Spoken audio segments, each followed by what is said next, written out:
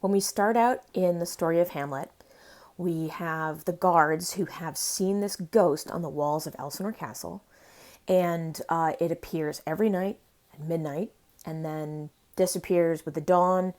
Super spooky. They bring Horatio, a friend of Hamlet, the prince, to the walls of the castle to show him this ghost. Horatio doesn't think that the ghost is going to come. The guards are like, no, no, no, it's going to come. This is this thing that's been happening every night. And, just as soon as midnight comes, and then it's midnight, and Horatio's like, nah, I don't think so. And then it's like, poof, spooky ghost.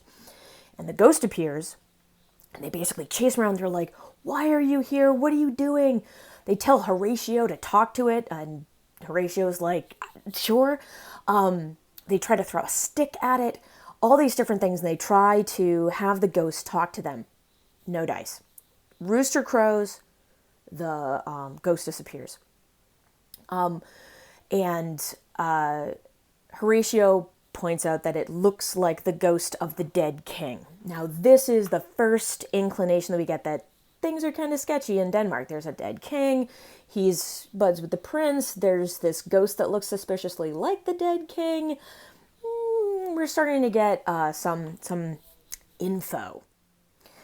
Now, the reason that that's kind of cool is here's a really modern narrative structure. Instead of having like once upon a time in Elsinore Castle in Denmark, we actually have, it's the middle of the night, spooky walls of the castle, this is this whole thing, and here we are, and then ghost, ah!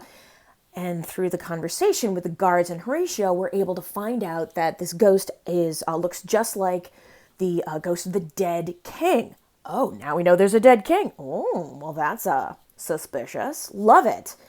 And then with the closing of the scene, we have Horatio basically saying, I'm going to go and talk to my good friend Hamlet, and then maybe he'll be able to know what to do next.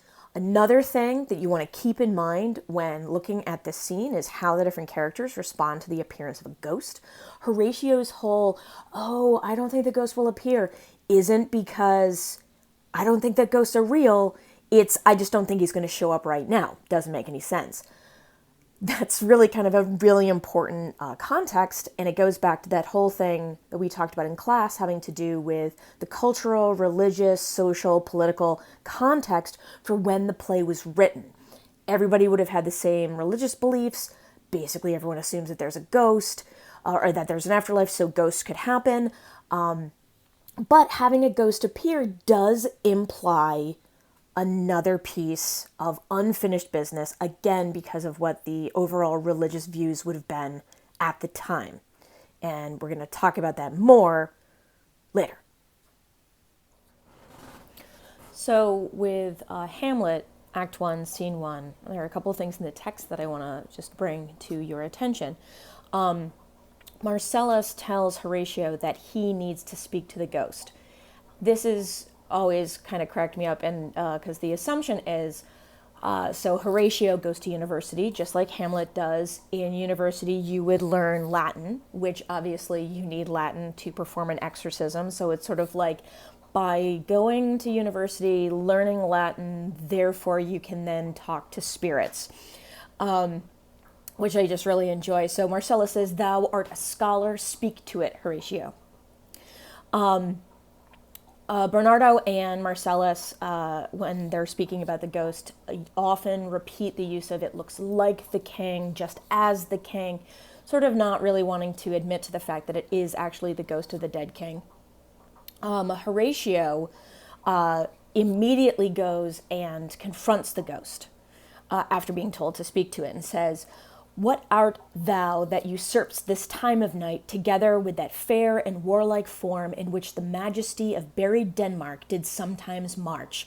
By heaven, I charge thee, speak.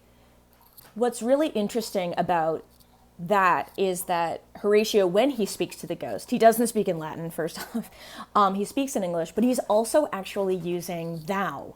And if you remember, when we were talking about the development of English, from Old English to Middle English to early modern English, which is what Shakespeare's writing in, thee, thou, thy, thine, all of those were the informal pronouns of you. You, the pronoun you, was actually the very formal form. English, like other Romance languages, used to have a formal and informal pronoun system.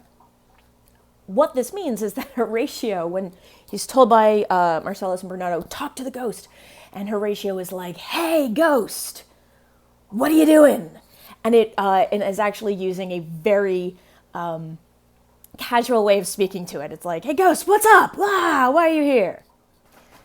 And if that wasn't already super obvious, after Horatio says, by heaven I charge thee, speak, Marcellus says, it is offended, because the ghost is now walking away. So it's not only oh, hey, we can know this now that we're looking back on this writing, and oh yes, he was using the informal thing. The ghost is actually like, bye, and starts leaving.